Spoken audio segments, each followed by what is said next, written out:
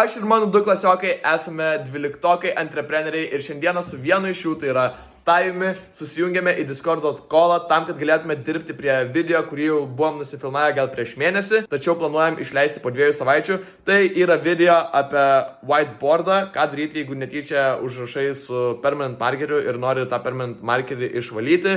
Bandėm padaryti tokį kaip ir naudingą tipsą per juokingą prizmę ir dabar tiesiog sėdime Discorde ir aiškinamės, kaip tą video geriau būtų iki galo sumontuoti ir panašiai. Nes didžioji dalis jau padaryta, bet dar yra keletą tokių detalių, kurias reikėtų pagerinti, tai būtent prie to dabar ir dirbame. Ta video išleisime po 2 savaičių savo pagrindinėme kanale @NotSilverWind per TikToką. O jeigu ir tau patinka kontento kūrimas, verslas, antreprenerystė ir panašiai, tai gali pasiekti, nes būtent šitame kanale tokį turinį ir keliame tiesiog, kaip vyksta day-to-day kontento kūrimas, būnant 12-oko entrepreneriu ir bandant išauginti savo YouTube'o, TikToko, Instagram'o ir kitus kanalus.